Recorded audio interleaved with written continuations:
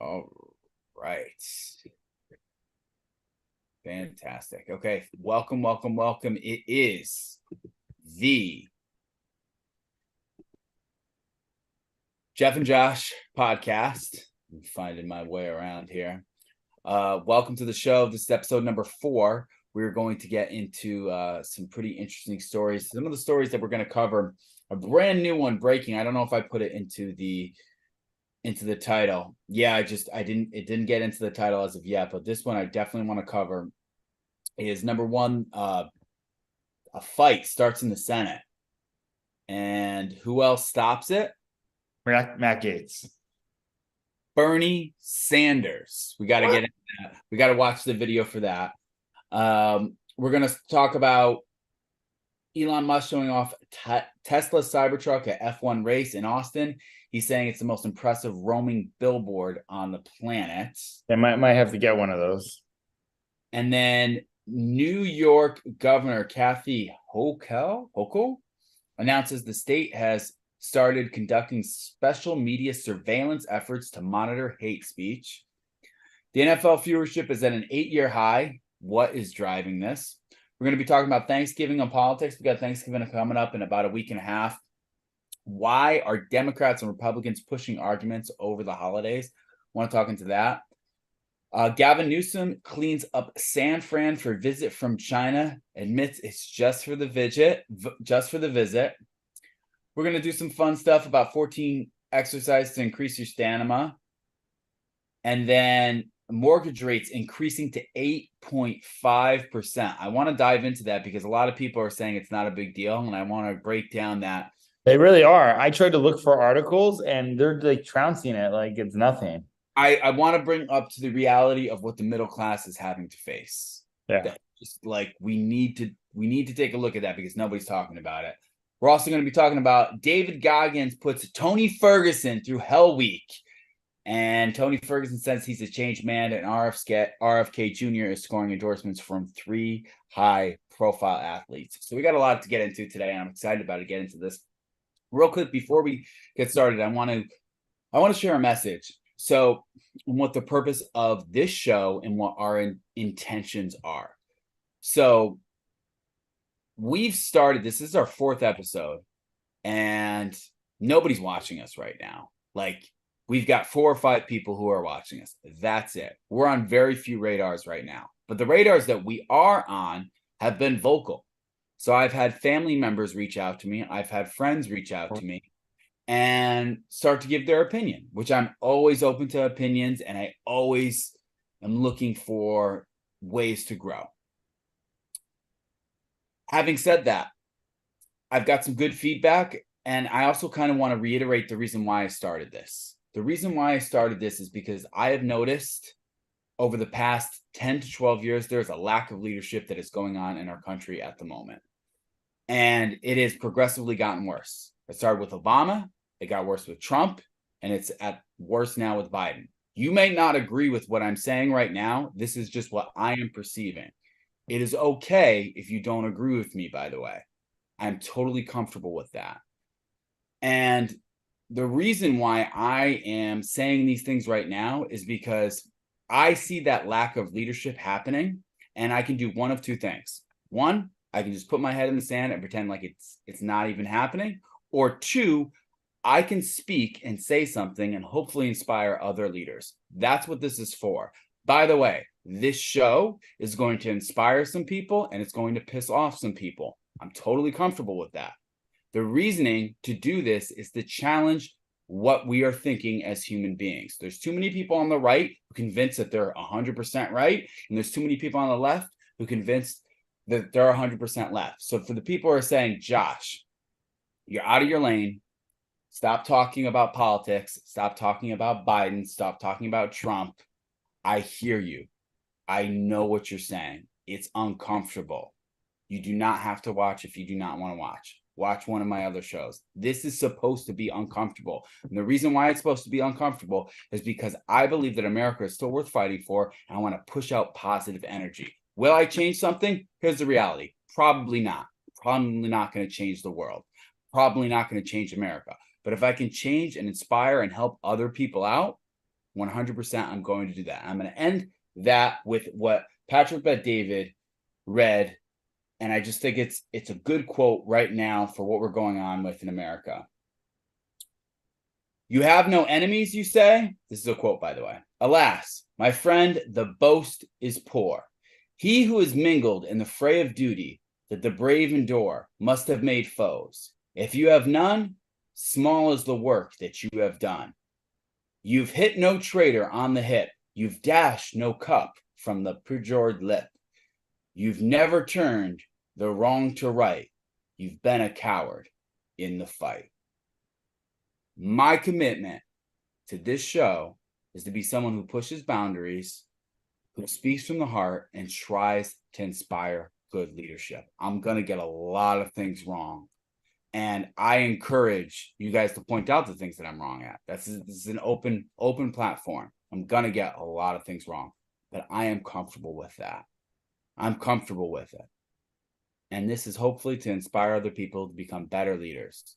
So for some of the people, some of the family members who are unnamed, who did not want me to move forward with this, I'm just getting started.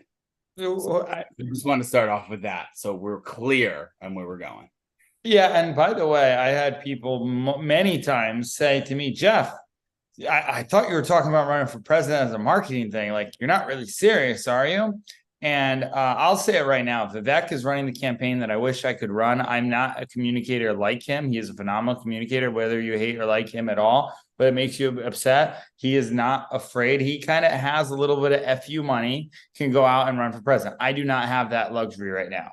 I'm starting a company. I'm with you. I actually thought, like, should I be commenting on this? One of the people that we just sourced a virtual assistant for, she is very much maybe more a socialistic on it, fair wages, minimum wage. That's what she's going through. And I think she's a great human being and a leader. One thing that I think that we've been privy to of us growing up is I had a side, our Thanksgiving dinner, we'll get into it, was all left thing. And, dad was always challenging everything. And my mom's side was always very right.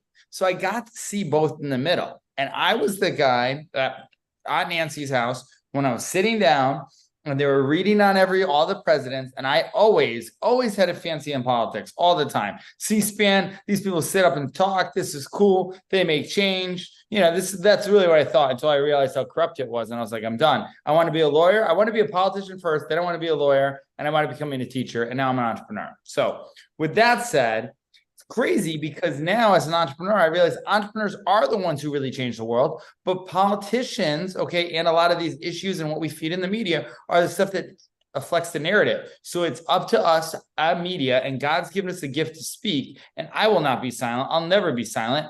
I will say I have become a better leader because of you, because of certain mentors, that it is. And I am super charged up because I know so many people say, hey, you really shouldn't be talking about this in business. But here's the thing.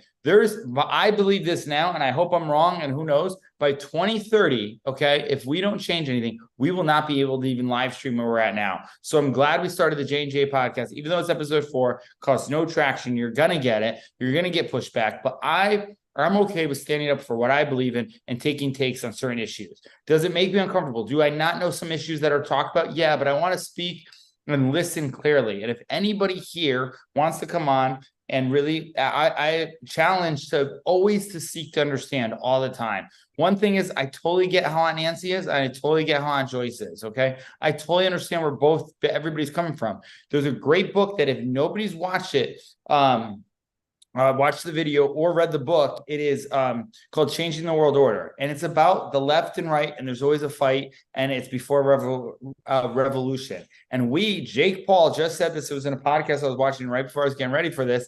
And he who showed Robert Kennedy Jr. how to use TikTok and said how he liked Vivek, and he's trying to urge younger kids to vote. This is Jake Paul, mind you, who went through everything in a great podcast. He is using his platform, his voice, and he goes, I know people get so upset about it, but I think America, this is Jake Paul saying, isn't going to be where it's going to be if we don't speak up about saying something. So with that said, I'm fired up too. Shout out to Lonnie, who's sending me a case of Alani Blue Hawaiian. These are actually pretty good. Blue slushy. Good. Yeah. I've never had one of these. These are great. I went downstairs and got them. Shout out to the mini mart down in Midtown. Fantastic. Yeah. So listen, I'm gonna get off my soapbox. I'm not gonna be preaching. Who was it? Can you tell me who it was who said it? So it's a group of people. And I'll tell you off camera. Maybe we should have them on, you know? It's here's the thing. Most people are saying it out of love. Right. Like, hey, just be careful. Like, and then some people who are, close family members who are just challenging things. And I'm not going to get into it online because I want to stay respectful, but we'll talk about it after. We'll do one of those Joe things. I'll tell you later. So let's get right into today's show. I want to start off with two different things, two stories that are top on my mind. The first story is our boy Bernie, shout out to Greg, stopping a fight in the Senate. And we got to talk about this. By the way, I'll go on record saying I like Bernie Sanders. I like the guy has energy. I like how he is, and I like that he believes in what he believes in. I have full respect for Bernie Sanders, even though I don't. From Business Insider, Bernie Sanders stops GOP senator from fighting Teamster president at hearing. You're a United States senator. He has a great voice. He's such a character, like Trump. Bernie Sanders stopped a fight from breaking out in the middle of a Senate committee meeting on Tuesday when a Republican senator stood up from his chair to fistfight a labor leader who was testifying. We have video, by the way. The incident occurred during a Senate committee on health, education, labor, and pensions hearing titled Standing Up Against Corporate Greed, How Unions Are Improving the Lives of Working Families, where Teamsters President Sean O'Brien and other labor leaders were scheduled to speak. During the hearing, Senator Mark Wayne Mullen of Oklahoma read aloud a post O'Brien previously made to X, formerly known as Twitter, where he called the Republican senator a greedy CEO who pretends like he's self-made. So let's check it out. Let me make sure. Hold on one second. Let me make sure. Watch on X. By the way, shout out to X and my man Elon Musk. He made it for the smaller content creators. The algorithm is going to be open source, and it'll feed us and serve us better. They're going to push out this stuff to people who aren't seeing it. Like he's self-made. Sir, I wish he was in the truck with me when I was building my plumbing company. Myself and my wife was running the office because I sure remember working pretty hard and long hours. Pretends like he's self-made. What a clown. Fraud. Always has been, always will be. Quit the tough guy act in these Senate hearings. You know where to find me. Any place, anytime, cowboy. Sir, this is a time, this is a place. If you want to run your mouth, we can be two consenting adults. We can finish it here. Okay, that's fine. Perfect. You want to do it now? I'd love to do it right now. Well, stand your butt up then. You stand your butt up. Oh, hold on. Big guy. Oh, stop it. Is that your solution, Hold it. No, sit down.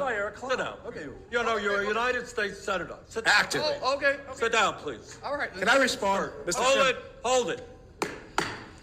If Hold we on. can, no, This is I have what the he mic. said. I'm sorry. This is hold what it. he said. You'll have your time. Okay. Can I respond? Oh, no, you can't. This is a hearing. Dude, listen. All right. So a couple of things. Shout out to Bernie, man. Maybe he is the one who could bring peace to the world. Who knows? So, the funny thing is Bernie is almost like a caricature of himself. It's like, no, you sit down. You sit down right now. Almost like a Muppet.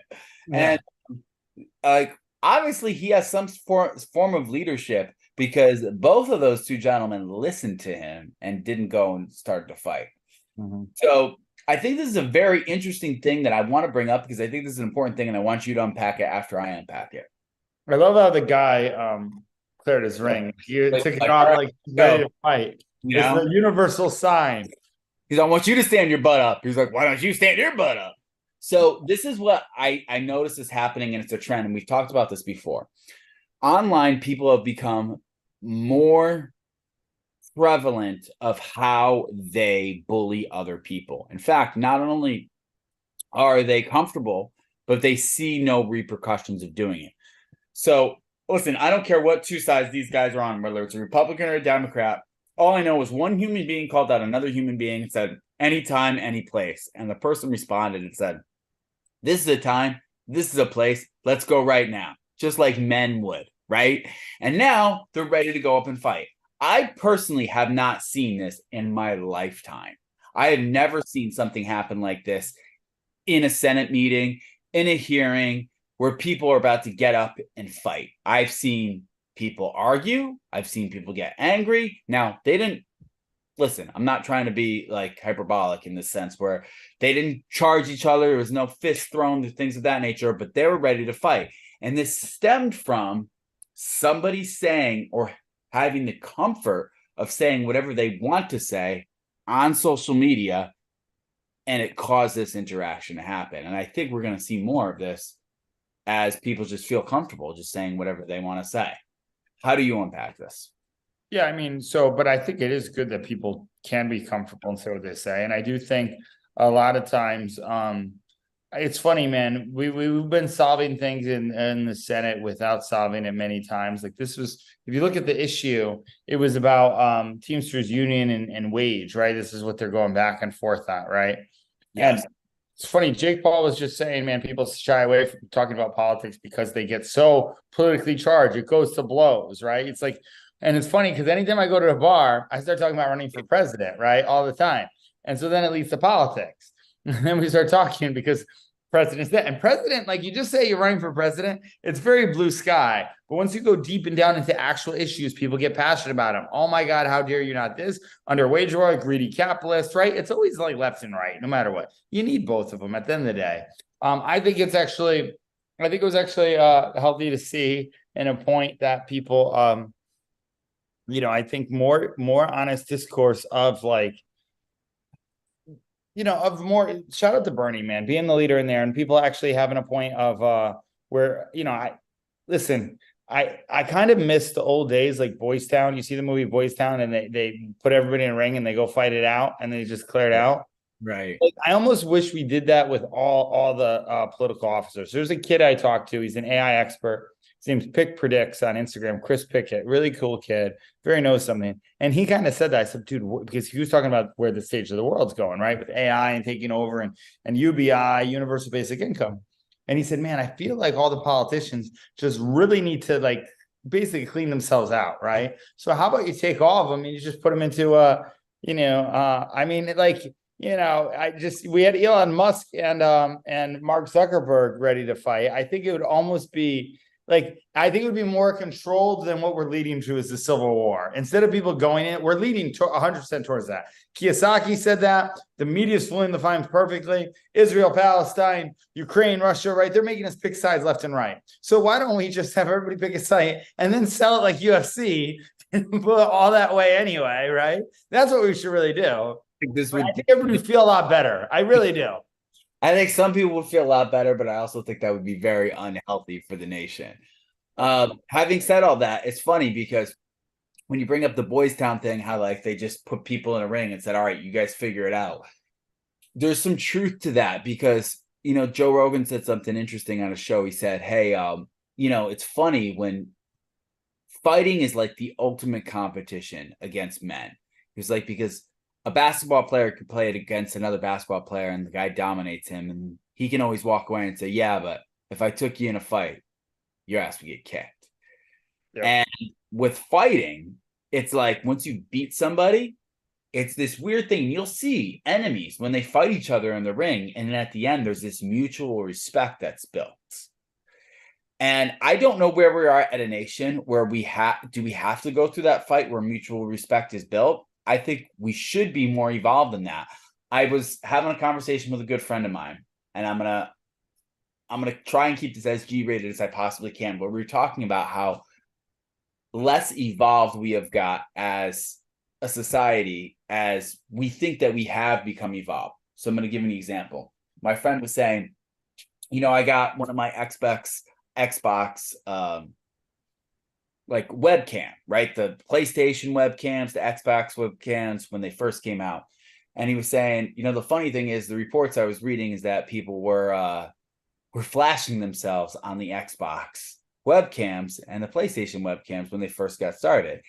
And I started to laugh, and I thought to myself, I was like, man, as evolved as we are, right? We're playing video games, we're playing with a joystick, then we're playing with a Sega Genesis, we're playing with a Nintendo, and then we're evolving through the whole entire thing. The point we get to a webcam, we totally go back and devolve.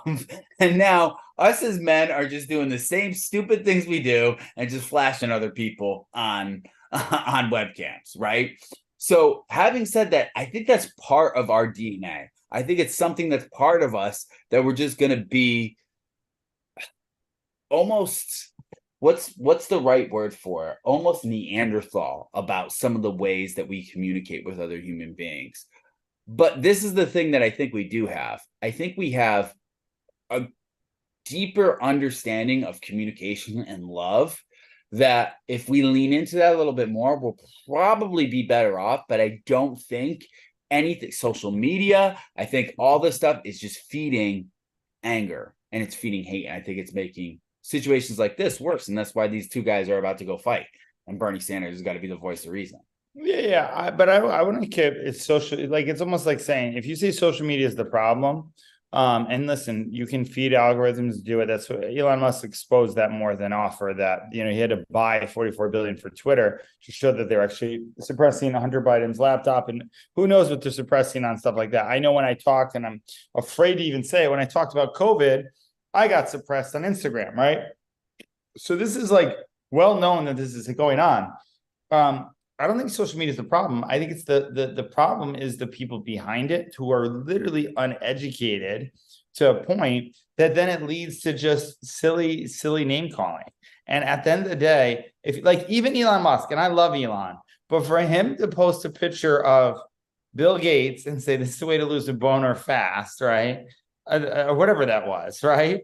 It's funny, but does it accomplish anything? Like, it's because they're both billionaires and they're both thought of as geniuses. And I love Elon. I'll take Elon over Bill Gates. Bill Gates every day. Like, I'm team Elon here. But I'm just saying, like, that's like, and it's trolling. It's funny in a point. But that's like what we're talking about. It's like that them getting in a boxing ring and fighting things off. It's almost to that basic level of human instinct of saying, let's just fight this out. And Elon Musk was just saying to Joe Rogan that Zuckerberg doesn't even use his own thing. He doesn't even tweet on Threads, right? And I went on Threads, and you see now Zuck must have heard it because he's tweeted on Threads now. He's or whatever it is. It's crazy, man. But it's funny, and it's funny because Joe Rogan's just very anti, and it's funny because Elon loves obviously he owns X, right? Twitter. He's all, and I predict this now, and I say it's good we're live streaming on X right now. X will be the #1 social media platform. I'm not just saying it because of him. They're actually making so many open algorithm changes, which is kind of what people haven't done. No social media has done this before. Gary Vee called this out, that if you had a social media platform that made it easier where everybody went to a billion, everybody use it more. And there's going to be certain things that are happening right now with the Twitter. They now have long form video that you can be on it. They're actually updating it all actively in with less people on the payroll. It's going to be the #1 thing. They're going to take payments on it. X will take over 100%. You can't buy stock in it right now because it's all privately owned. I'm not X premium. I don't know if it's worth getting. What do you mean, like the blue check? Yeah, like the X, I think there's like an X premium or there's like an X basic or an X whatever it is. I'm not that. I want to look into it just because what I think is going to happen is X is going to become, if you notice what happens is there's a pattern with social media. Like Facebook was like the big daddy. Then it was Instagram. Now it's and then it was YouTube. Now it's TikTok, right? And I think once TikTok starts to die down, I think X is going to become really big. And then there's going to be a little bit of a dip in whatever the next company. TikTok just came out with the TikTok shop where you can actually pay. It's actually really cool. Like, you can load mastery management on there. You can talk about your management and you just load your product and people can buy right from there. Yeah, TikTok is doing a lot of things for creators, which no other, like YouTube hasn't even gone that deep. Well, that's what, and we can talk about it in a later episode, but that's what X is doing now. X is doing more stuff with creators, having open dialogue, Mr. Beast, Marquise Brownlee, all these guys are in it. The X will be right up there with them. in the next thing. But what were we saying? We were saying something. I kind of got off. Oh, social media, the problem. Yeah, I think it's the people behind social media. It's uneducated people not knowing. Like, it's not even uneducated. It's people, because something like Elon Musk is very educated. If you led by the creed that inspire others always, you literally read by that. Everything you said was inspiring, right? Don't have anything nice, don't say it. I think the world would be a lot better. Actually, if you watch the Elon Musk, I just got caught up, Lex Friedman, he talks about how Israel should just be more kind and that kindness would win. It's crazy, but the way Elon says it. So there's a belief that I've always had, and if you think about it to this ultimate level, and I understand, I'm realistic in the sense that the world is not utopian. However, if we lift each other up, no one can tear us down. So if we're constantly looking to lift each other up, and that is our goal, and everybody has that goal, oh, let me lift up this other person, let me lift up this other person, let me lift up this other person, no one's going to be tearing us down because we're all looking to lift each other up. The challenge with it is ego. We feel selfish. Ego, we feel selfish. I don't know how to get it off. Ego, selfishness, and we let that play in us. And trust me, I get it 100%. I understand that. We all have to fight that every single day. But I think we need to strive towards getting towards those things, especially if you want to lead other people and inspire other people, like you've mentioned. But let's get into the next story, because we spent a good amount of time on this one. I want to get into this one because I am passionate about this, because this is something that I've been looking at every single day. So I want to talk about mortgage rates. This is very important. The reason why I'm talking about mortgage rates is because people don't understand the underlying implications of what's going on with mortgage rates. Mortgage rates are increasing, but people's income are not increasing. So what does that mean? That means the cost of their mortgage payments are going to be getting higher. So that means they can afford the same amount than what they could afford last year or 2 years ago, but they're affording less house. So I'm going to give you an example. I'm going to put it up for numbers so you can see it.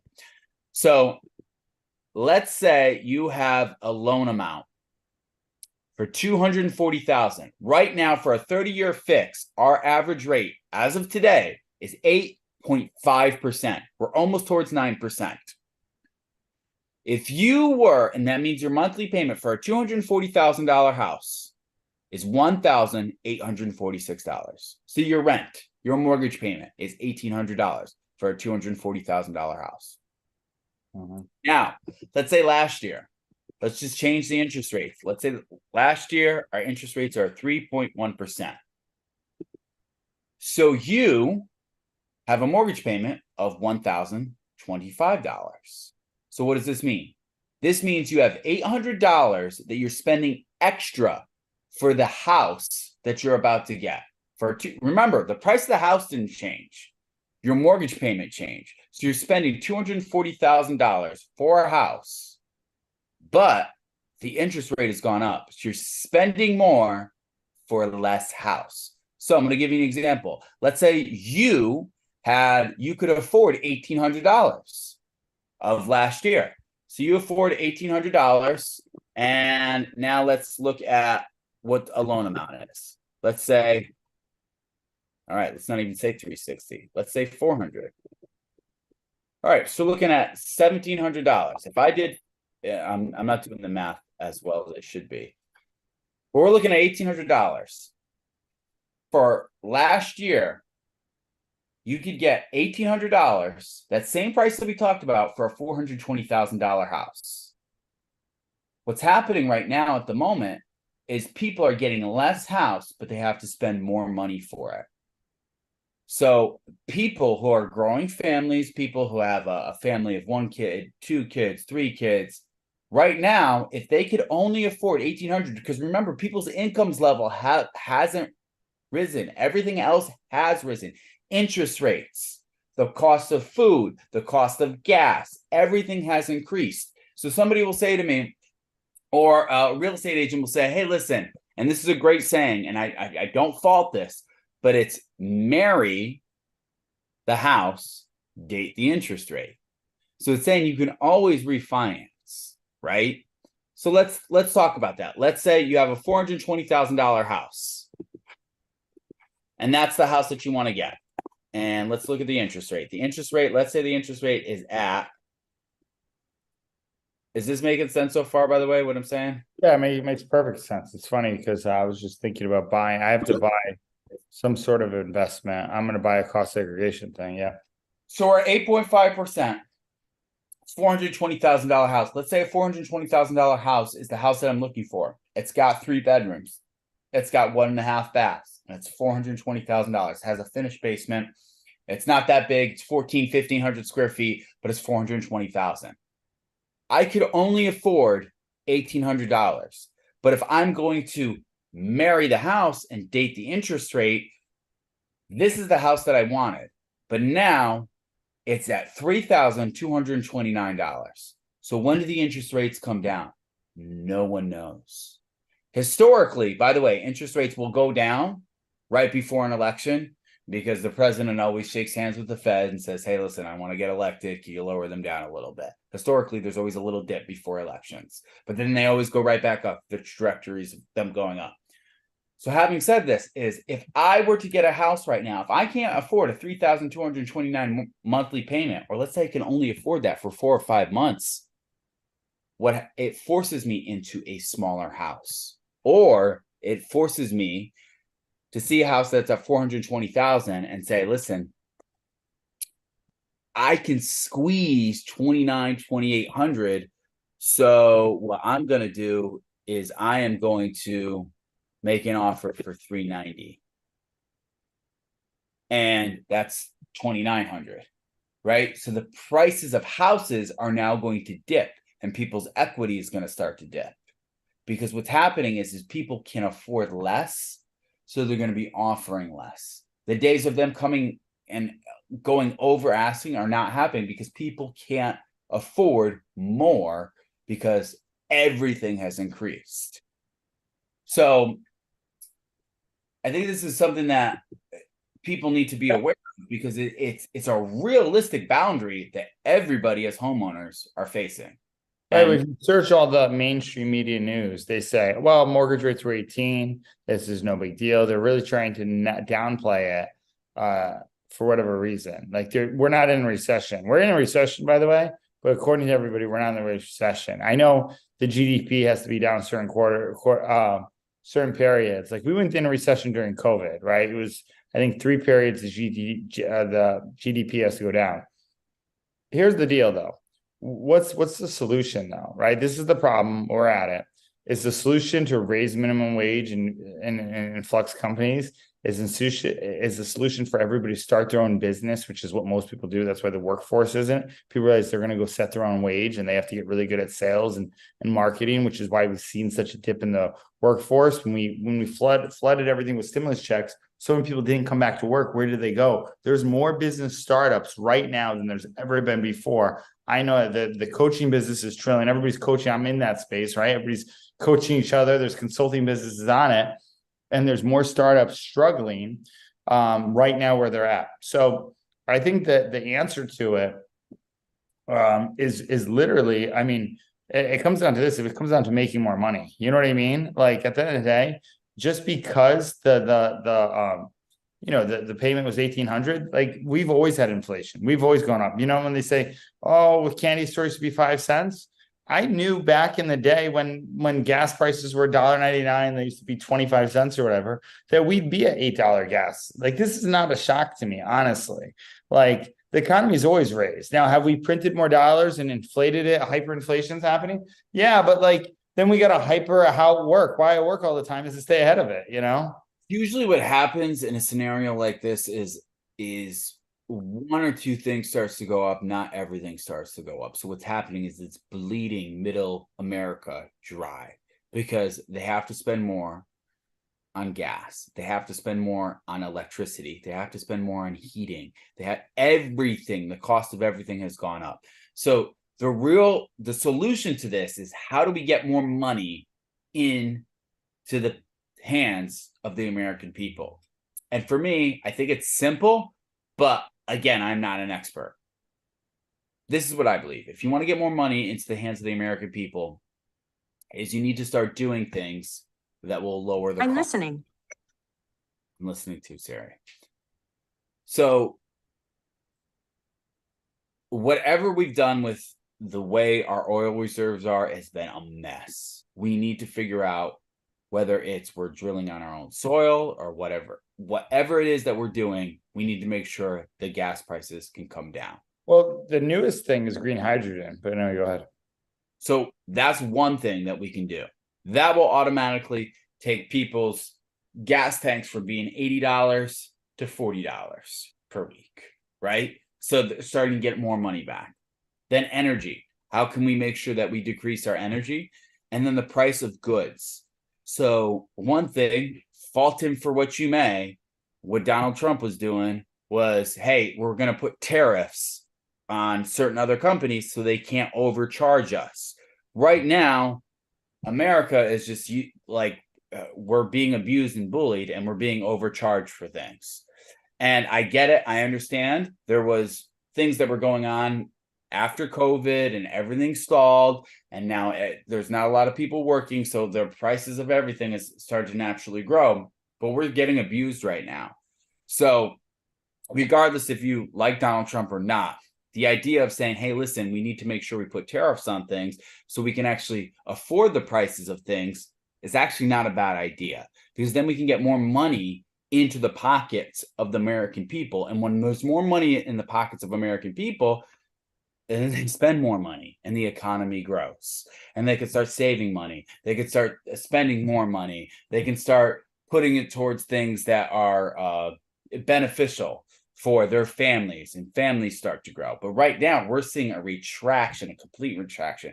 And listen, I am sure there are many, many different ways to do this, but we just need to get more money into the hands of American people. Yeah, and I think it starts with accountability. Accountability is everything, and it's accountability where they're putting tariffs. It's accountability on certain Americans getting back to work, making work cool again. Like the fact that so many people were able to get out of work. And like, I will say this, man, living in Miami and Florida, there's not as many now help signs as other places. And I'm right at the heart of it. Everybody's moving here. This is you are here. It's a very prospering, it's just different. Okay. So I would duplicate the economy of whatever they're doing right here to getting people in. It's not rocket science. Duplicate that in Connecticut, duplicate that in there, right? Whatever is growing, the economies that are growing, right? Duplicate that, right? And empower, I would put in a rule to make it easier on business owners to hire more people, right? Like a tax benefit for them. So this way you're incentivizing the business owner. Every single one of us, how all the money gets circulated is by an entrepreneur who gives out jobs. So giving them tax breaks so they can hire more people and employ more people is the way to go, because what that'll do is it'll have these, and listen, I understand there's checks and balances with corporations 100%, Amazon, whoever you want to say, taking advantage of everything. But these small business owners that are employing people, that's what we need right now. We need the business owner. Listen, there's 4 different types of people in the world. There's the driver, the visionary, right? That's what I am. There's the engineer guy who will sit there and solve the problems, right?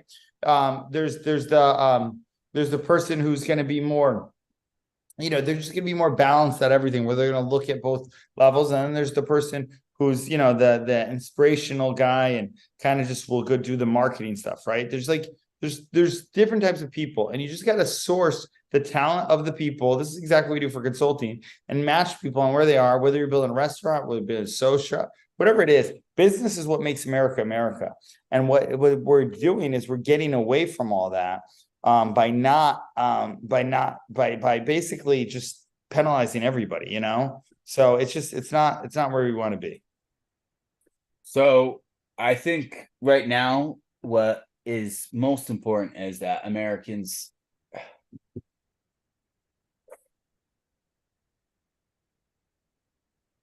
if you're a middle American, how do you solve this problem, right? Like that's what I tend to think. And I think right now it's learning to spend your money well and rewarding the companies that you believe in. And I'm not saying politics wise, but like Bud Light. right. Yeah, there you go. Because that's one thing. Middle America is like getting squashed out right now. And that's the reason why I'm so passionate about this, because people who want to buy houses can't buy houses right now because the mortgage rates are just insane. And it's not only just the mortgage rates, but it's everything else. So I want to get into the next story. The next story is going to be we're going to be talking about something that I think is a little intense, but I think it should be addressed. So following increase in hate and bias incidents, Governor Hakul deploys additional staff to Joint Terrorism Task Force. So the New York governor invests $2.5 million to deploy additional state police investigators in NYC, Albany, Buffalo, and Rochester. After Hamas terror attacks, the New York governor is focused on protecting at-risk communities and condemning all forms of anti-Semitism and Islamophobia. So the governor today announced that in response to a rise in hate crimes and incidents of harassment, the state of New York will increase staffing to the FBI Joint Terrorism Task Force. The New York governor has directed an additional $2.5 million to the New York State Police to deploy 10 additional investigators in New York City, Albany, Buffalo, and Rochester, ensuring the state police has a presence in all JTTF investigative groups and areas. I immediately deployed the New York State Police Department on October 7th, surging resources to join the Terrorism Task Force in a critical step to ensure New Yorkers are protected from domestic and international threats. We're committing to driving out hatred and discrimination from our state and ensuring that all New Yorkers are protected and supported. This new investment will allow the New York State Police to act as a force multiplier for the JTTF, ensuring that all cases of New York State ties are thoroughly examined and investigated. It would also strengthen ties already existing between the JTTF and the New York State Intelligence Center Counterterrorism Center, allowing for greater involvement in investigations into racially motivated violent extremists, domestic violent extremist groups, anti-government, anti-authority violent extremists, as well as into conspiracy theories and disinformation, misinformation. So what I want to get into this is a great way to greenlight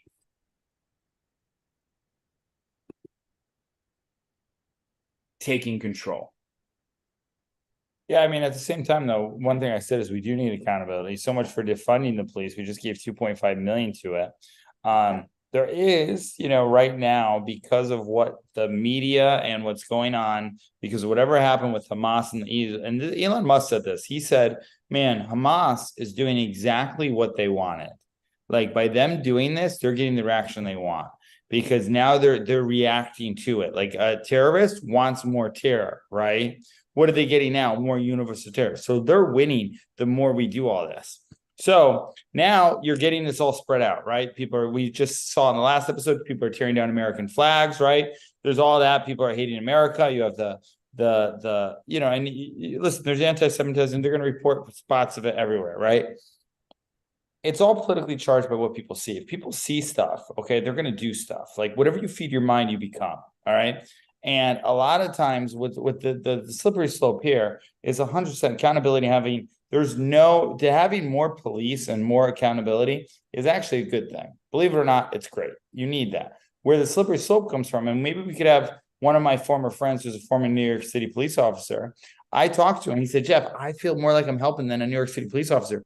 When he called certain things like Ethan Hawke training day, that he was not part of the NYCD police. They made him go hush hush, disbarred him, and put him on a badge, put him away where it was horrible. And so there's a lot of people, even in the whole police where we're at, especially New York too, when they do this, I'm with you. But here's the thing: if they're gonna all of a sudden say, all these conspiracy theories become such this is the slippery slope. We say something on here, all of a sudden now, let's say we're in New York doing this podcast, they can come shut us out because we're spreading hate by our message. And it's funny to go back and watch the movie Revelation and Haters, right? Everything in here, it's feeding towards that funnel. Now, on the surface, looks good. I actually think we're okay. We need to hold people accountable. We cannot have people tearing down flags. We can't be anti-Semitic. Boom. We cannot do that. We're going to need more police officers to do that. Where it gets troubling is people speaking the truth on stuff, which what's the truth anymore, right? That's what it is. But that's what Vivek's whole campaign is about truth, right? Holding people accountable on that. It's leading to a point where all of a sudden they can say, well, that's a conspiracy theory, you know? So that is my concern with this. And my concern is that it's such a brilliant tactic of taking one thing and then being able to slide in something else. So if I'm saying to you, hey, this person's abusing you, or if this person's doing something wrong with you, and that person agrees, then I can also add on other things. And because they're abusing you, that means that we should probably arrest them. Yeah, that's true. And if we should probably arrest them, that probably means we should put them in prison for 10 years. Yeah, that's true. And anybody who supported them, we should probably put them in prison, right? Yeah, that's true. And what that is a byproduct of taking something that is important, but also being able to slip in something to manipulate people so people don't realize what's happening at the moment. And listen, I'm not trying to say like, hey, there's a grand conspiracy theory, but they're just pointing it out. Hey, listen, if you are spreading conspiracy theories, which the crazy thing is half the conspiracies that came out regarding COVID were right. It came from a lab. It came from the Wuhan lab. The vaccines didn't work as well as we thought they were going to work. All the things that were like misinformation came out to be true. YouTube now said you can now talk about it not being good. They finally did after they censored all Dr. Robert Green. And listen, I'm not faulting anybody for not taking the vaccine or for taking the vaccine. I'm just saying at this point, it's almost common knowledge of like, hey, listen, it didn't work. How do we know the vaccine didn't work? Why? Because we have to take a booster every couple of months, and the original vaccine that you couldn't get into any buildings with is now we're taking all these different boosters to make sure it did work. And listen, I'm a little biased. I will admit that I do not like pharmaceutical companies because listen, I see what they did to Jay. I see what they did to other people. There's been a lot of destruction of lives from pharmaceutical companies. So for us to surrender to pharmaceutical companies and say, oh my God, you guys are amazing. To me, it's like, how could you be that blind? Like, listen, they also destroyed people's lives as well. Like there has to be some type of balance. Anyway, having said that, and I don't want to get too off onto that because again, that's going to sound like conspiracy theories. I think you always have to keep an open mind to what's going on, but also be careful of what people are censoring, because when people start to censor things, I've noticed those things start to turn out to be true. And I want to share. Yeah, what's the Shakespeare quote? Thou doth protest too much.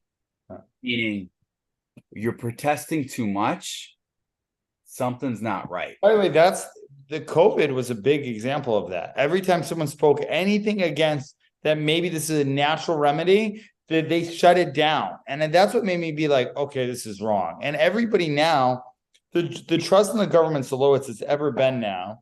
And you would think, if there is things that are working out for a vaccine, if there are things that are working out that the election is completely fair, that you would have some semblance of balance in saying, hey, listen, I'm sure there's things that are going that are bad, but this is 98% is good.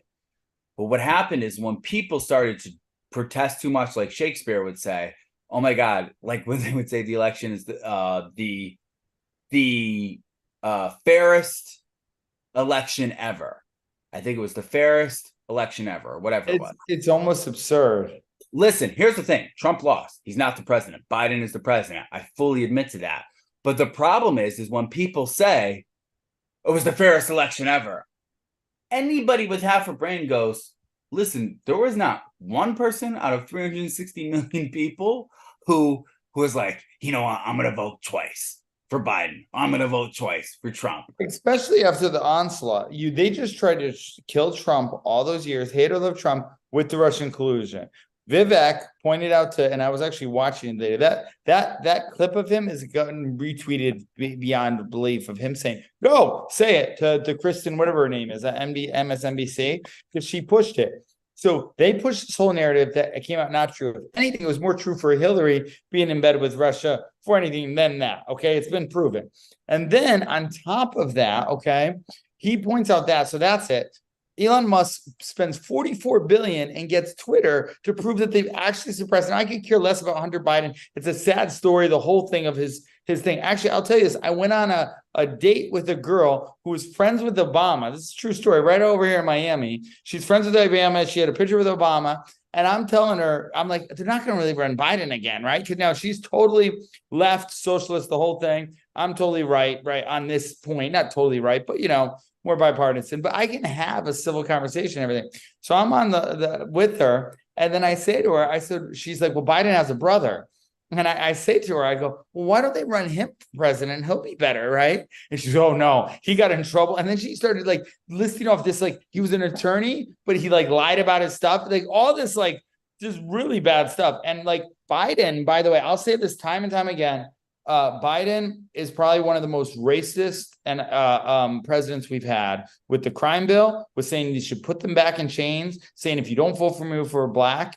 I'm very passionate, and listen, if I ever become president, I'll get rid of redlining. I'll get rid of a lot of different things that don't make it fair for Black Americans in America, and we have a whole history of it. And I'm very passionate about it. And people say the thing is, the fact that you called Trump, who Trump said, what do you have to lose, right? Which was probably the most simple way, and then got Candace Owens behind him, where she voted for, she was all Obama, totally flips, does Brexit, and does this whole movement, okay, to get it back, whether you hate her like Candace Owens, shows me that right now where we're at as a country is that there's all this stuff. If the media or social media in certain ways doesn't like a narrative, they're going to censor it. That's what's going to happen. So the reason why I think the J&J podcast is so important, and even to take this realm and not just talk, we could always talk, Jake Paul fights, UFC, and just have a fun time. But honestly, that's like all the distraction. No offense to Dana White. These are the real issues here that get people to understand and lead and stand up for what you believe in. Like, that's the most important thing, right? And at a time when they're trying to push so many things and make you choose a side, really know that if you really stand up for exactly what is good, right? What is actually the right thing, which is, having a family American, having accountability to your God, right? To something like that. And then a knowing, always seeking the truth, right? And not being so politically charged or anything. That's what will really save this nation, okay? Going back to family, being accountable to your God, and always seeking the truth, right? Because the truth then will set you free. And there's been so many distortions of the truth now, time and time again, even with the 2020 election.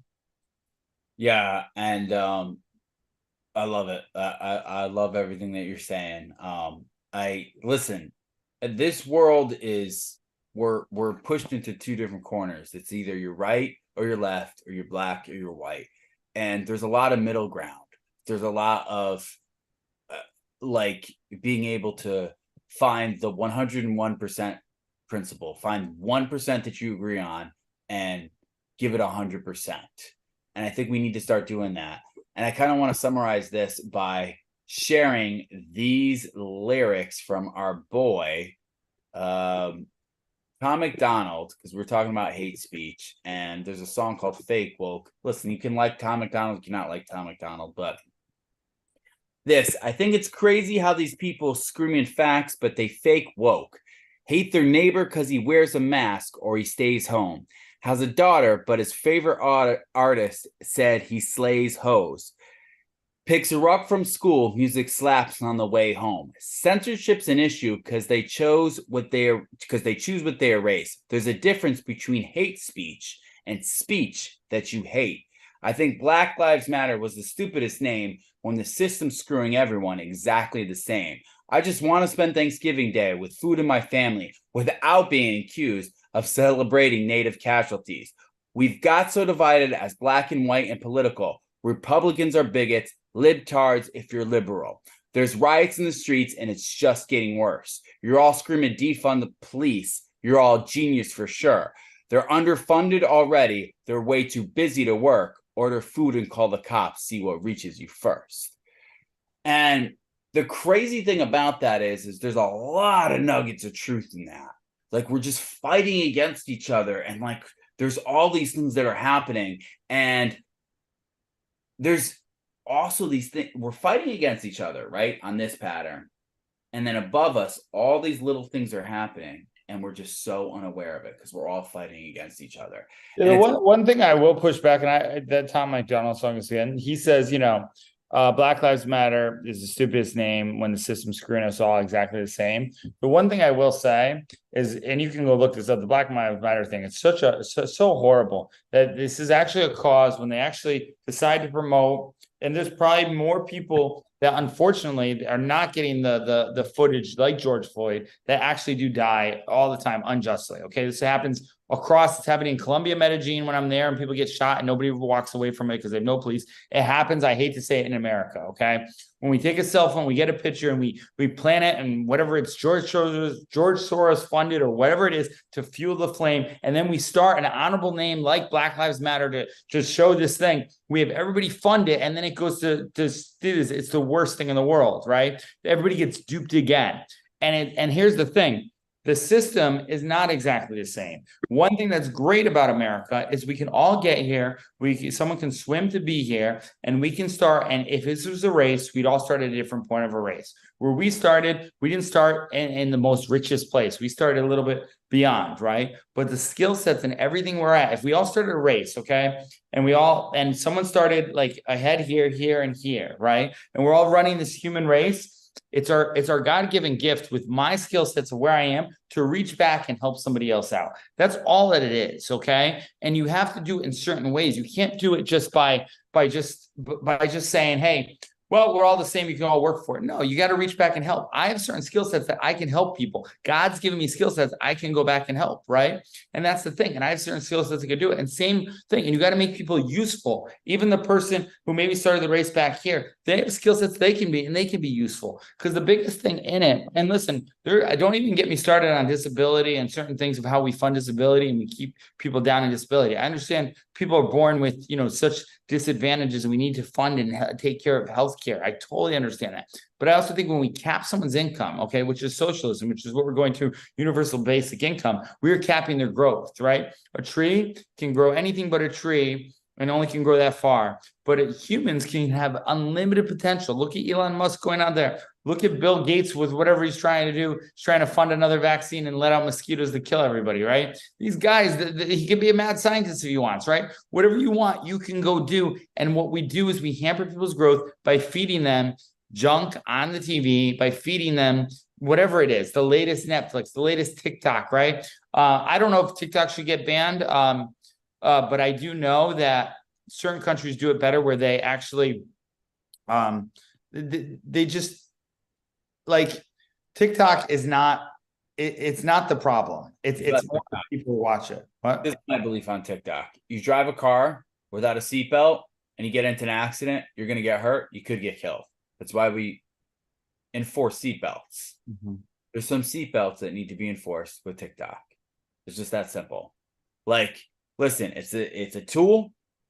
And if you use it too fast and you don't use the type of protection, it can be very dangerous. So we just need to enforce some seatbelts. Not saying that we need to completely suppress things, but there needs to be some accountability. Well, so here's the thing. This is the one thing that if I was president, I would do this. We used to have, when I grew up, they wouldn't even talk sex on the news. They tell kids to leave the network on it. They protected like the kids. Now you can see pornographic, basically images on TikTok, no problem. On Instagram, you don't even need to watch porn. It's all out there, whatever it is, right? 100%. We begin to desensitize it. Where's it? But we're going to see false information on everything on Instagram before it's something in here, but we won't censor the Instagram OnlyFans models, okay? You know what I'm saying? We're showing their clothes. We're doing it on TikTok. We're going to feed that to everybody for this. This is the same stuff that when I was there, you couldn't watch any of it. You know what I'm saying? It was a JCPenney catalog lingerie thing back then, Now it's everywhere. Well, right. 100%. I'm not talking about the censoring of those things. I'm actually not talking about censoring. I'm talking about sharing data. That's one of the things that is very worrisome with me with TikTok. TikTok is sharing data, so we need to restrain that a little bit. Oh yeah, because China made it. China, by the way, shout out to China and Russia for being very astute to our weaknesses and being able to take advantage of it many times. And Ukraine in that matter too. Dances, and their kids are listening and learning how to build things and become engineers. Let's go on to the next story. I want to go on to the next story because this one I think is pretty interesting because I also have not a story, but like some personal experience doing this. So the next story that we're going to get into is Gavin Newsom, our boy from California. Which he will run for president. I'll put a bet on it right now.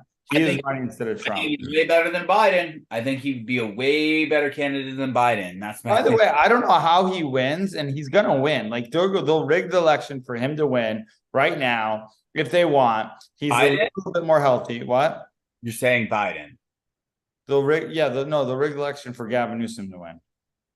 Yeah, well, here's the thing. Like, I think most people would be, anybody with half a brain would look at Biden and go, this guy is not there. He's struggling right now. There are things that are going on. I don't know if I can vote for this guy. Now you're going to have your diehard leftist people who are going to say no matter what, right? Blue, no matter who, right? And I like the color blue. What? I like the color blue. So do I. So I think that it's just going to happen.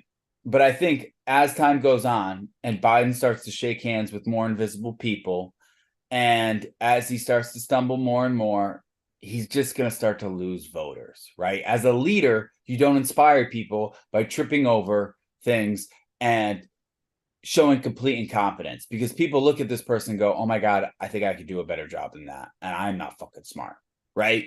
So I think that's what Biden is.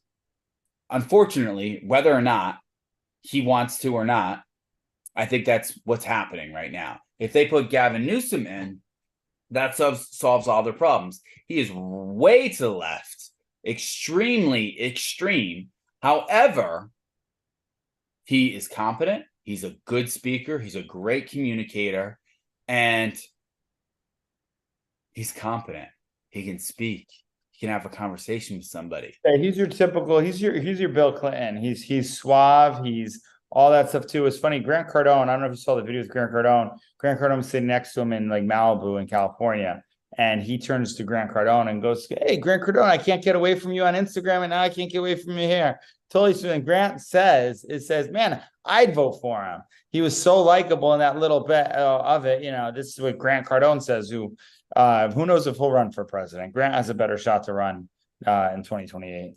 So going back to Newsom. So Newsom's getting under fire because California Governor Gavin Newsom has come under fire after admitting that San Francisco was cleaned up ahead of the arrival of fancy leaders for annual Asia Pacific Economic Cooperation Leaders Summit. San Francisco is hosting the summit, which opens Saturday and runs through Friday. So I don't know if they'll have the video here, but so what happened is, and listen, They talked about this on the PBD podcast, didn't they?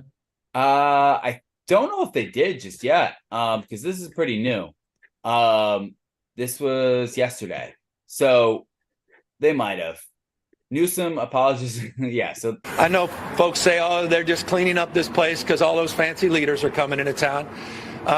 That's true, because it's true. Dude, he reminds me of Matthew McConaughey, does he not? Yeah, it's true. Oh, yeah, because it's true.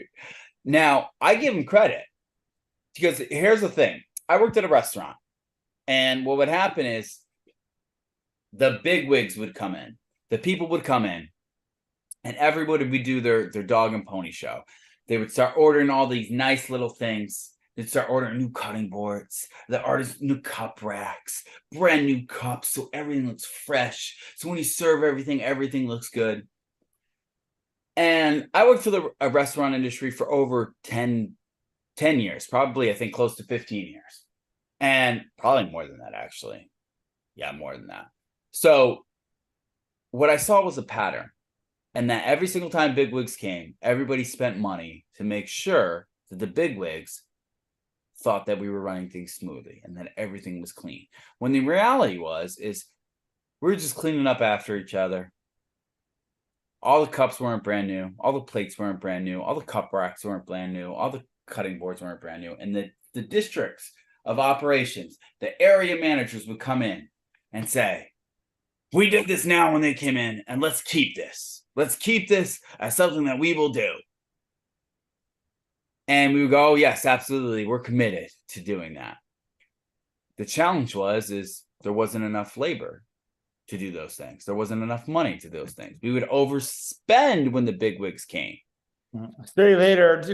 By the way, I step in, I think at Stop and Shops. People are coming. Stay later to clean up the. Remember, so you're spending more in labor. You're spending more in materials. You're spending more in labor, materials. You're spending more in either it's food cost, or if it's a grocery store, you're spending more in food costs. Make sure everything's stocked and looking good. You're spending all this money to make it look like you are doing something. And I always was surprised at the fact that this was just a repeating pattern, because they would say, oh, we keep it this way. And I was like, well, if we keep it this way, we would need to spend more money. We need to make sure our budget was higher. We need to make sure our labor budget was higher. And we need to make sure our food cost was good as well. So if we were to do this and pretend that this is a reality, this snapshot that we're presenting to people is a reality, we actually need to increase these three things. And they would say, yeah, Josh, you're crazy. We're not going to increase those three things. We're not going to increase labor. We're not going to increase food costs. And we're not going to increase material costs. So just make sure it looks like that way, with less amount of labor, less amount of food costs, less amount of material costs. So what I realized is it was either one of two things. One, it was complete ignorance by the company. Or two, the way that they actually kept the restaurants clean were doing these visits and imposing influence on other people to scare people into spending extra money and to cleaning things, because otherwise people won't do that. And this made me think really what leadership was about. If the culture was set, people would take pride in what they do, and they'd make sure things were clean. They'd make sure that the material costs were up to snuff. They would make sure that the food cost was good and that everything was stocked.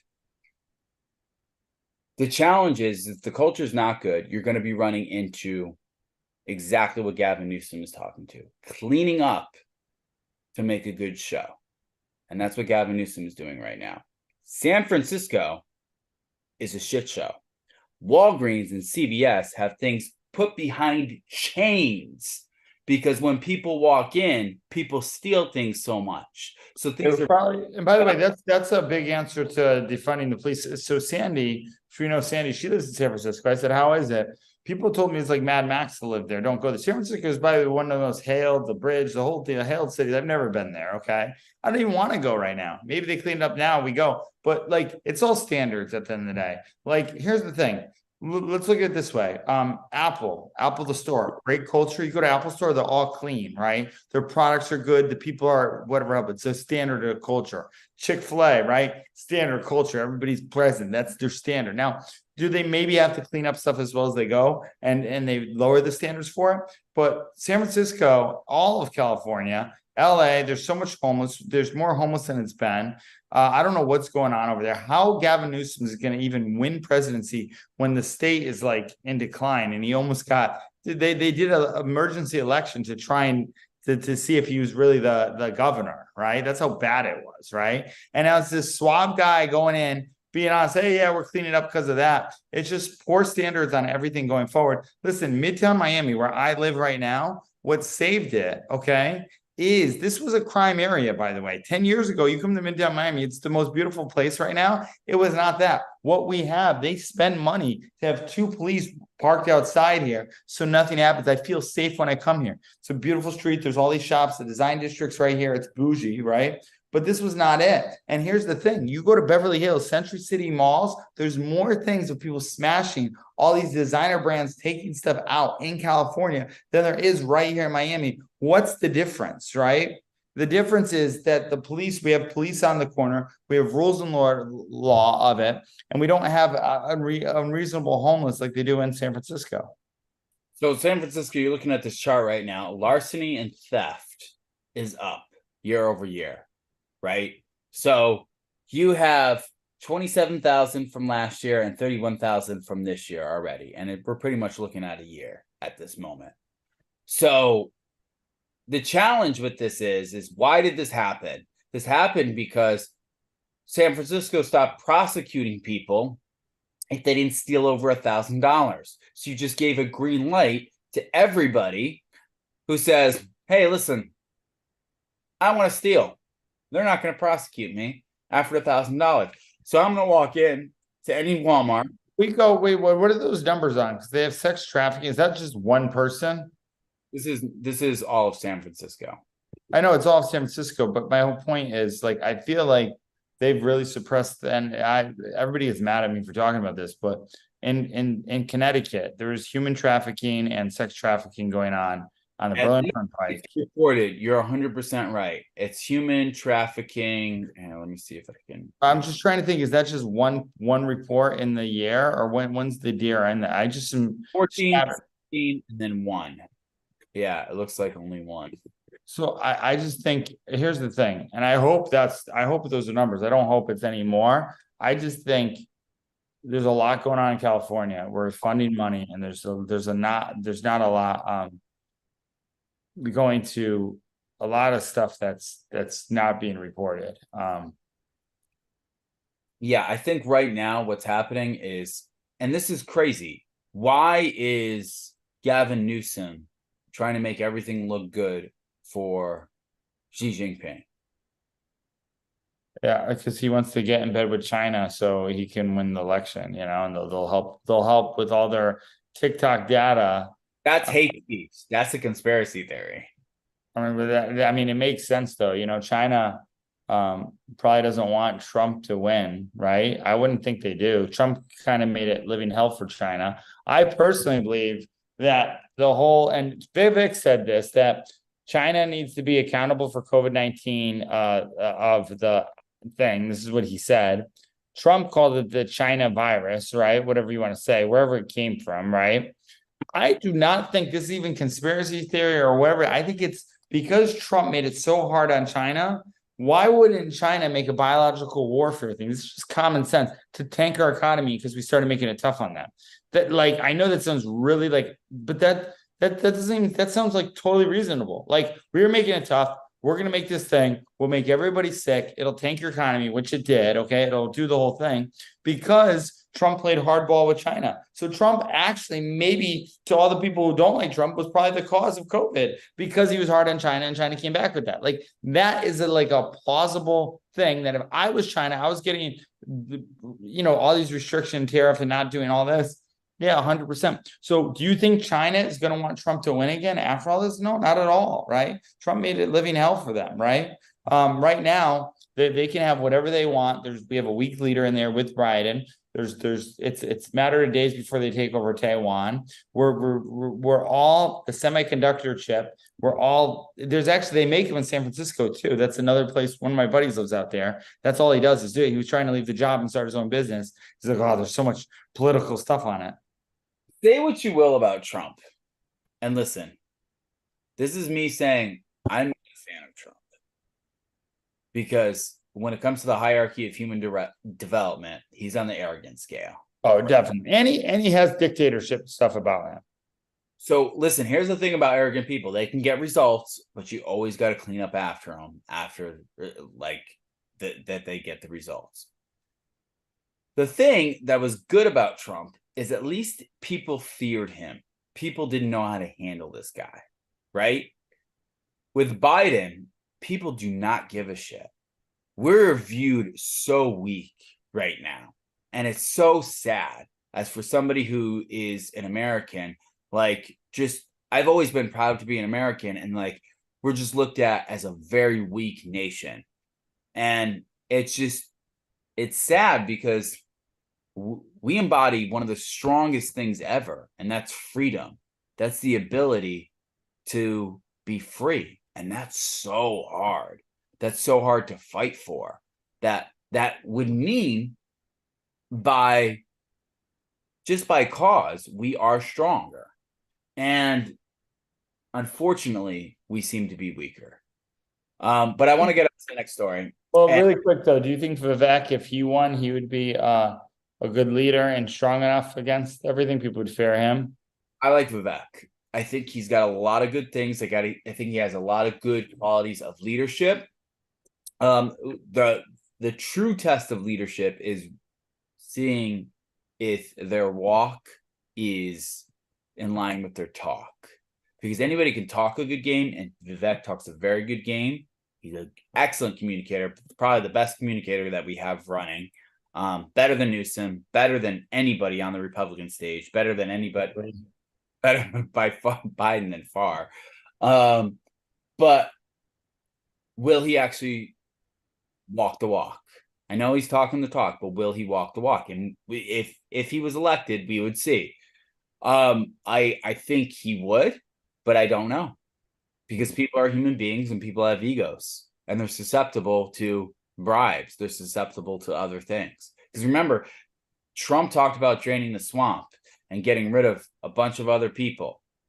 Biden talked about all these amazing things that he was going to do. And the one thing I will say Biden's team is a genius on is they know how to preach to middle America. What they do with their policies are extreme. Absolutely extreme. Having transgenders come to the White House, putting somebody who is a non-binary person who steals clothing, is putting him in their cabinet. It's all done for political reason. It's all done for woke reasonings. It is actually not a good look. If you hire people and you hire incompetent people, it's a bad look on leadership. And that's what the Biden administration has continuously done. I don't care if you're a Biden fan or if you're a Trump fan. It's just look at the record. It's what they've continuously done. The challenge with that is what Biden is very good at is as soon as he gets up in front of people, he speaks what he's got to speak. He speaks to politicians. We're not going to do that. We got to speak. We got to talk to families. We got to make sure the families are protected. We got to make sure that we're protecting the right people. And then people go, you know what? He's not that bad. And the Biden administration is great at it. Excellent at it. It's what he did at his State of the Union speech. It's what he did when he went against Trump. He acted, hey, I'm not that. Oh, what are you talking about? I'm not that crazy. And Trump was going nuts on him. Everyone went, this guy is nuts, lunatic. And then as soon as Biden got into office, we've got what we've got. Economy in the drain. World War III. But Ukraine. Yeah, but I don't think Biden did anything. I really do not believe, and I'll go on record that Biden got 80. It was the most popular president all time, 83. Unless people really hated Trump that much, which is possible. Let's say everything went up and up, and it is that this guy who really could barely put a car rally of people honking horns got the most. The one thing I will say on the caveat side, as much as you want to say something about Biden and his whole team, Trump electing his own cabinet and arrogant people, having Steve Bannon in there and people turning left and right on him and him calling him out, right? I do expect if Trump wins again, which I do believe Trump will win again. Like if Trump gets to the point to do it, right now where America's at, I think he'll win. I think that people see it egregiously. Just the average people that I talk to. Now I'm in Miami. There's more Republican people here that like Trump. Okay, that's kind of risk. More so than Ron DeSantis, even though we're in Florida. So right now it's a very Trump thing. Just talking with people on the thing. It's just more that way. I don't know where it is in that generation, but Trump basically whoever he put in his cabinet, I know he tried to do it differently. It was kind of a shit show. You know what I mean? You had people 100%. So listen, entertaining, like you had people bagging the staff, and he's right. Okay, so Biden failed as cabinet because he hired people who just couldn't even do their job. Trump did something even worse, and this is a bad measure of leadership. He did not hire for position. He hired for people who inflated his ego, who said, hey, yeah, we'll do this, and you're great, man. And then they just turned their back on him. Yeah, because they had egos too. Because here's the thing, whoever you are, you attract who you are. So when you're a high ego thing, like Steve Bannon, that guy has a high ego too. Like, who are we kidding? You know what I mean? Everybody in Trump's cabinet who he hired has a high ego. Right, Yeah. because by the way, you ever see a really good performing sales team? I was talking about this with Caesar today. Anderson Windows Sales. We were talking on Windows stores. These sales guys get crazy results. They'll say whatever they are to make sales, right? They'll inflate each other's egos. The worst thing to be a sales manager, because the guys who are those sales guys are usually pretty good communicators and they can say whatever they want. You'll attract that. It's a shit show of people to have. That's why really having generally good-hearted people who care, who are good leaders and seeking leaders, which is what you taught me to do, is phenomenal. People put themselves' interest above it for somebody else is what leadership is, putting it before. There's a great ad by Patrick and David. I played it at our meeting today, and it was about business planning. And everybody said they were looking for, I want to play it at the end, actually. Did you see the ad or no? I think I've seen it a couple of times. So he says, everybody's looking for a good running mate. How do I find a number two? He's like, who in your circle are you a number two to? Who can come to you, right? Meaning like show empathy back. It was a really good ad, All right, so we got a couple more stories. I want to move on. So we've got RFK Jr. scores endorsements from 3 high-profile athletes. Maybe you can pull that one up, and I'll pull up NFL viewership at an 8-year high. I want to talk about that because that is something that I find unique when it comes to NFL viewership. I don't watch football anymore. I mean, I used to. The Giants are not good, so I'm not losing anything. The teams that I do like to see win, the Bengals and like Chargers and what are the other teams that I like to see win? I used to like to see Green Bay win. They're whoa. Oh, you're sharing your screen. Okay. Yeah. Before this, actually, Robert Kennedy Jr. made news for accused by podcasts of going and playing bathroom barefoot. I could see him doing that. He's just a little bit of an interesting guy. But this is so. Here's the thing. You don't know any of these guys except for maybe this guy here. This is John Stockton. Oh yeah, I remember John Stockton. Yeah, I don't know who this guy is too. This is Kent Rutgers. These are older guys in the thing. They know JFK. It's his older base. But Stockton believes Kennedy has been put on this planet for just this moment in time, and there's a real need for him in his leadership. Here's the thing. There's a need for very smart people in these positions that have integrity that is off the charts, and that have the stamina, strength to be able to speak, be a leader 24/7, not just on occasion or on blip, Stockton said, which is taking a shot at Biden there. And maybe more than anything, a person that can undivide this country, the NBA legend can do. I don't think we've ever been this divided. You look around, you see all the difference. We were pulling us apart. He said, finally, we have, I think, the right man that's available again. What an opportunity to bring us back together.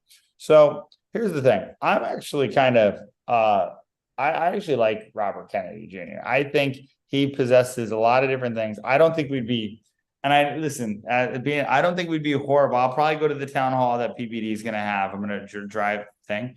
I don't think we'll be horrible to if he won president. I don't think he has any shots being independent. He's had a horrible thing where he's going from. I feel like he's an old school good Democrat, like the Democrats that weren't bad, not this crazy left. Did you see Judge Joe Brown on Patrick and David? Any of that? Saw a little bit. I haven't watched all of it. He basically said in the beginning, well, the Democrat Party wasn't what it is. This whole left-leaning, far left stuff is not because he ran as a Democrat. So did Les Brown. I don't think that just the word Democrat was never a bad word, okay? And even Republican, but they're both bad now. They're both fed up. This is why we're moving towards that. Like Republican and like people like Nikki Haley were funding wars and doing this and lying about 9/11 and lying about all this stuff, right? To then Democrats who are now on the same thing. They're both the same. So like average American kind of can see it. There's nobody either to trust. And the good thing about Robert Kennedy Jr. Is it Jr. or no? Yes.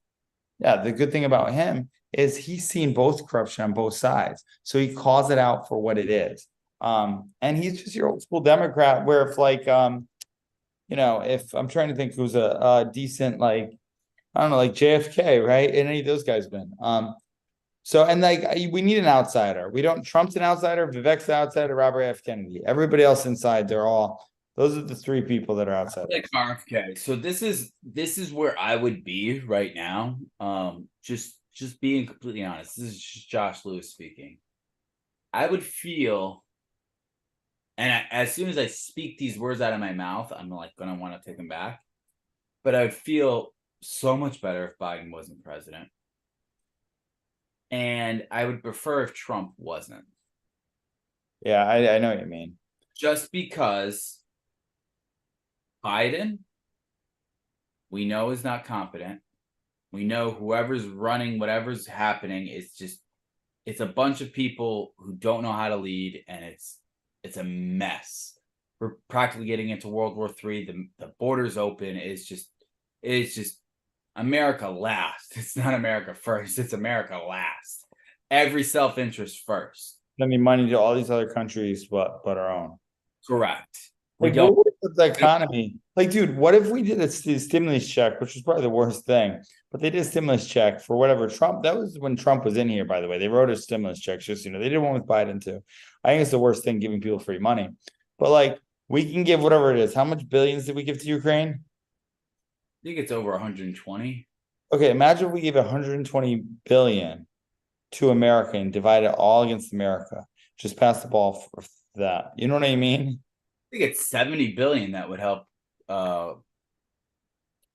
cure homelessness. I think is the number. I could be wrong. And it all starts with their mindset. People, if you give people money, they're not going to know what to do. They'll wind up right back where they are, right? So it's education too. You can't just. I agree. Yeah, like listen, Right. you need money to people, and But if you took, let's say, 70 billion and you put it in different programs or different businesses to employ jobs, you did it in a different way for America. You cleaned up some streets, you built some got people to halfway houses. You got them built onto programs where they're progressively moving forward and they're growing and they become addicted to that growth. Instead of fentanyl, not FDA approved. Fentanyl's FDA approved. More people are dying of fentanyl than they are the COVID pandemic. We don't talk about it. That's FDA approved right now. That's what Jay passed away from.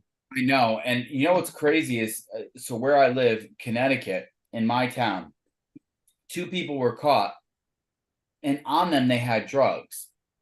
They had an abundance of fentanyl on them. They had some cocaine, but they had an abundance of fentanyl on them. And like at this point, this drug has now become to the point of where like it is mainstream. It's the main thing that is infecting our nation. Like it used to be cocaine. It used to be, Xanax. It used to be the pills. It used to be Percocets. It used to be those things. But now fentanyl is just taken over. But the first time I heard about it was when we lost Jay. Like, I think I might have known it before, but I didn't really know about it. I think that was the first time I heard about it. 2016 is when Jay passed away. And if you saw, that's when the rises were from 2015 to 2016, 2017. If you look on the fentanyl chart, it starts to go like this. And now, yeah, go ahead. 2018, 19, 20, it's like just like it just went straight up. Yeah, the one thing I will say, at least Trump that did speak to, he talked about this, about how this is a huge thing and we got to address it. And like the first thing is that it's not approved by the FDA. Get it out. Like, I know, like, listen, I understand morphine and all this stuff is like, medical marvels. Listen, back in the day, it's all messed up. People used to have natural childbirth. When we were caveman, we had to get rid of toothaches, however they did it that back then. We figured it out. You can do it without all these high profile drugs that they're just pushing to. It's really killing America. Like it is. And if I become president one day, I would do something about that. Or governor or anything, Problems with the pharmaceutical companies, they're financially incentivized to keep producing these drugs. And if they're financially incentivized, then they're going to keep on doing it. Because if I'm financially incentivized and I need to make money for my family, for Colton, for Ashley, I'm going to keep on doing it. And that's what they do at a base level. And then that's times by millions of people. So what happens is when people are financially incentivized by things that are bad and they affect people poorly and they can kill people, people are still thinking, I know this might not be good, but I still have to feed my family. And that's, I think, the problem that we're at with pharmaceuticals, because people are thinking, I know this might not be good, but I still have to feed my family. And I know, which is why I think really making work good again in America, so people work, is the answer. You know what I mean? Like, you can't like just not work and do that, and defunding different programs. All right, what's the next story? So I want to get into this very, very briefly because I want to talk to you about this, because to me, I don't watch football anymore. I used to watch football. I used to love watching football. Well, I And will say I like Tua and I like Miami. I'm down here in Miami. I guess they're doing okay, you know. through 3 games, Thursday night football averaging 14.4 million among total viewers, an increase of 19% versus last season's 3 game average on Prime Video, and 67% versus 2021.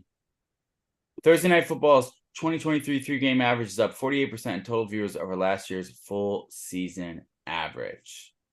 So, what do you think is the reason why NFL, the ratings, Taylor Swift dating Travis Kelce. is Taylor Swift bigger than NFL? It wasn't long after the Swift and her fans, known as the Swifties, reminded everyone that the singing icon is much, much bigger than the National Football League. Yeah, she packs out stadiums easier than the Chiefs do. But I do believe I mean I don't believe that hurts, right? Having Taylor Swift and bringing a lot of Swift fans over to her. So if you're a Taylor Swift fan, and listen, Taylor Swift writes great music. She has consistently wrote over her career to the point where, like, I mean, I don't really listen to it, but like if I ever hear a song, I'm like, that's catchy. Oh, it's Taylor Swift. That makes sense. And she has now packed out stadiums. She does a show that's a 3-hour show that people have gone, oh my God, this is amazing. So let's say you have how many millions of Taylor Swift fans, and they find out she's going to be on Thursday Night Football, or she's going to be on a football game. They're going to tune into it because they want to see Taylor Swift. Why? Because Taylor Swift does something very, very good, and I want you to speak about this. She's very good at marketing in the sense that, have you ever seen Taylor Swift's social media? Yeah. Very quiet. She shares things because she's so big. She will share things periodically, every 2 months. Then when she needs to promote something, she will. Then maybe something else. She uses the scarcity tactic very well. And what happens is the people who go, oh my God, Taylor Swift just posted. This is amazing. She just posts on Instagram. Instantly, within seconds, 200,000 likes. Then within a day, 1 million likes, right? Because she employs that scarcity tactic. So I think what's happening is this scarcity tactic that she naturally employs is now translating over to the NFL. Because if I'm a Taylor Swift fan and I love watching Taylor Swift, and she only posts every once in a while, and I know if I'm going to go see her show, I'm going to have to spend $400. If I know I can just turn on my TV and I can see Taylor Swift, dude, I'm going to do it. If I'm with Taylor I mean, Swift. I don't think that's the main reason. I also think there's been a lot of NFL players who've been outspoken about their faith more than I've ever seen, by the way. Tua, all these guys too. There's another guy, Jalen Hurts, all these guys, okay? More so than that. I think that's given a good thing. And I also think, and by the way, I'll go on saying that Colin Kaepernick was probably the worst vocal point, but I think it was a very peaceful protest. I know people get really mad at me of this, even though he was the worst person for it, but nobody, because NFL, he brought politics into it. That's why people didn't want to turn it in, right? He made politics in sports, which mixed it, and people didn't like that he made it political. I was actually okay with that. I'll go on record. I always get a lot of pushback from that. There were a lot of injustice going on, okay, and he decided to do it. There's different ways to protest. That's why he did it. It was un-American. Was he the worst person to do it? Yeah. But it definitely made people, it caused the whole thing where people didn't want to watch it. We've gotten away from that, right? And then the way they endorsed it and did this whole thing, and people started taking knees for the flag, that doesn't happen anymore. And then Roger Goodell is a horrible commissioner where he's a weak leader in that point of, oh, I don't want to make anybody upset. I don't want to make Belichick upset. I'll just, they cheated, but I'll delete the tapes. Like, there's no accountability for it. So there's been a lot of things. I think we've moved past that. Right now, where we're at, it's a fresh face. There's a few fresh faces in the NFL. Obviously, you have Taylor Swift coming in there. You have certain teams coming back. It is, you know, you have what's his name? What's the guy's name? The Chiefs quarterback. Mahomes? Mahomes, very entertaining. He's the new. You have a new Josh. What's Bill's quarterback name? I forget his name. Josh Allen. These are new faces now. They're the new Peyton Mannings. It's the new era, right? It's more watching people in the thing. So they do. I don't even watch football as much as I did. But I do notice what happens. There's been some crazy ending games, all winning by 3. NFL's always had that, So I think they've gotten rid of the political. I think adding and having likable superheroes, likable people in it, it helps. The NFL, if they want to succeed and win back my viewership, which they don't have to win back my viewership, because I'm more concentrated on spending time with my family, reading a book, things of that nature, instead of spending all Sunday watching football. You know what Thursday night football game's on this week? I don't. I think I looked, I saw it somewhere. It's the Bengals versus the Ravens, I believe. So it's Joe Burrow. That's a good game. Yeah, and then Lamar Jackson. Yeah. The funny thing is the reason why that's a good game is because of history. History proves that, hey, Bengals versus the Ravens is always going to be a good game, just because they're division rivals. So I think the way the NFL could continuously win back my viewership is, number one, the Giants need to get their shit in gear, and number two, I think, balloons. How does that happen? I don't know. I don't know how you put on something. I don't know. It's natural reactions. So the Giants need to get their stuff into gear, and NFL just needs to take a step out of politics. And they've been doing that. I've seen like the sides of the end zones, saying like the Black Lives Matter or, the pride things and things of that nature. And they're just doing the trends, what everybody else is doing. And sports doesn't need to follow those trends. Just keep that shit out of it. And I'm not saying you don't have to not support pride or not support Black Lives Matter. It's just, it doesn't need, like, sports is, the nice thing is it's not politics driven. And unfortunately, those things right now are very politics driven. So just take it out of it. The nice thing about UFC, this is like, there's no politics involved. Like, even if these guys come up and they say some type of speech, it's like, okay, all right, good, boom, done. But it's not like, hey, by the way, make sure that we're doing whatever it is. All right, so we're wrapping up towards the end here. We got a couple more stories that I want to move on to before we end. Do you want to talk about Elon Musk showing off the Tesla Cybertruck? No, we can say that for next time. I think that'll be done. There's a big thing happening in Vegas with an F1. I thought it was in Vegas, but it wasn't.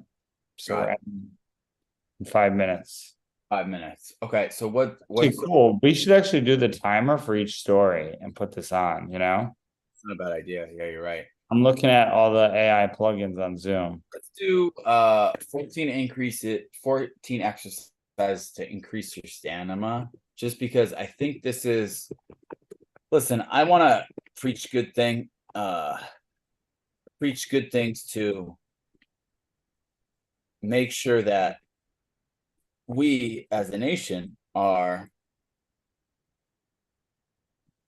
there you go. So,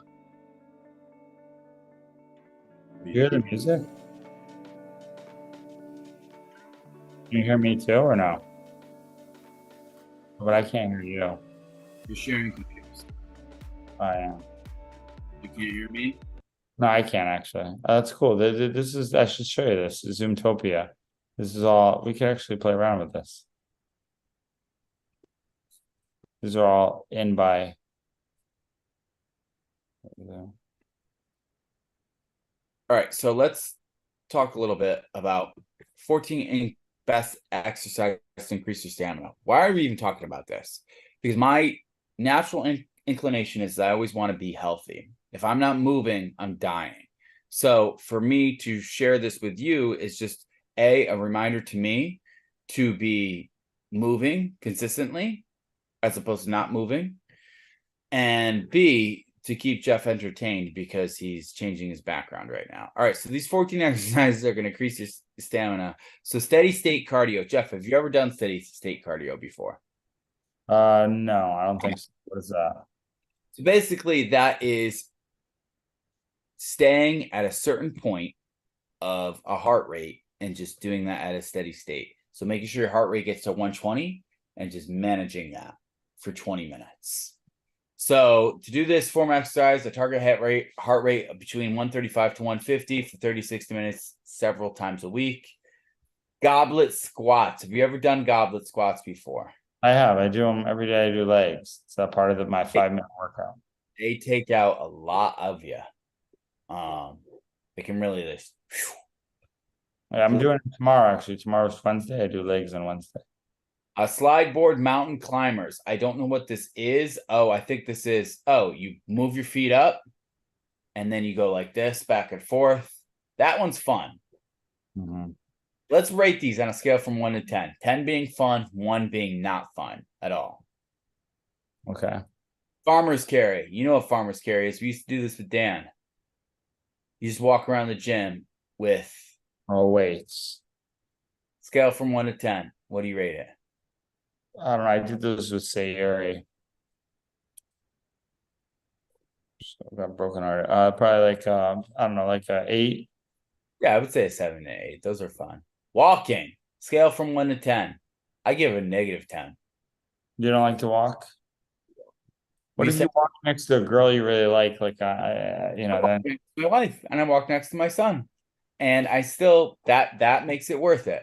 But I'm going to be honest, I do not like walking because we used to have to walk to work, and I told myself I would never walk to work ever again once I started to become successful, and I just don't like it. So yeah, that's me. Bear crawls. I don't know what bear crawls are, but I'm going to give it a solid 5. Crawls can improve your strength and endurance. Sure. All right. 5. All right. Kettlebell swings. Have you ever done kettlebell swings? Not really, no. I have. They're actually fun. I would give them an 8. They're fun. Maybe I'll do them tomorrow after goblets. Then. Sled pushes. I would give that an 8 out of 10. I like sled pushes. I did those with Sayuri too. These are all Sayuri workouts. This is breaking my heart here. Well, I did those at LA Fitness with her. There's a video of me doing them. You know, people do these exercises without other people involved, right?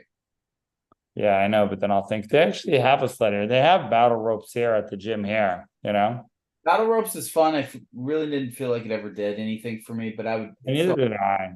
Give it a 7. Dumbbell walking lunges. Ooh, great exercise. I'd give it a 4 though. Yeah, I hate doing these, but again, did these with Sayuri too. They build up everything. Body weight rows. Never done these before. I don't think they do anything, to be honest. Yeah, no, yeah, I don't know. But I guess but the whole point of the article is exercise to increase stamina. So I guess they do increase stamina, even if they don't feel like they do anything, it gives more stamina, which is good. Maybe I'll try this before we do the next episode tonight because I'm always kind of fading. I get tired at right around like 9 o'clock. I start to like get ready for bed. Shortly. So rower intervals. So I love rows. If you want to give your stamina versus runners, they're just talking about. That's interesting. I love rows. Jump rope. Scale from 1 to 10. I'll give that a 10, man. I still have fun jump roping. Well, ever since I was boxing, they made me jump rope every single day. It was fun. I actually got pretty good at it at one point. We have a short jump rope here, but I do want to get another jump rope. I love, you can do jump rope tricks. My buddy Jerry Malcolm does jump rope. I love jump rope, man. I'm not going to lie. So I give it a 6 out of 10, but because I like jump roping, I'm just not good at it. Swimming. What would you give to swimming? Oh, dude, I have the beautiful pool here. I actually, every day I would probably give that a 9 or a 10. I love swimming. Sure, I love being on the floaty, but I like swimming. I love doggy paddling. I would give it an 8 out of 10 as well. What's a group photo? They want us to take a group photo? I don't know. I'm just messing around with all this stuff. I don't know what a group photo. I don't know what that did. I don't know. I don't like it. All right. So Jeff, what else you got before we wrap this up? Nothing. Just when are we gonna do the next episode so I can promote it the right way? Yeah, good Call question. me after, and I want to find out who was talking that they're trying to suppress our voice. No one. It's okay. You know what? I don't even think I'm gonna tell you anyway. So but keep it in the dark. And there's only gonna be 2 people. Listen, family cares. Mhm. They do. Friends care. They do. Most of it was said out of love. I don't think people understand my personality. They just don't at this point. You know what I mean? They don't understand where I'm at and who I'm at. And I don't want to be somebody who's not being a positive voice in this world, especially for my son. Well, like I love what Lex Friedman does. If anybody has it, Lex Friedman, I think, is a very positive voice. It's a little dry, right? But I think he means the best intentions, right? Yeah, and I think people are just afraid that Josh is just going to put a target on your back.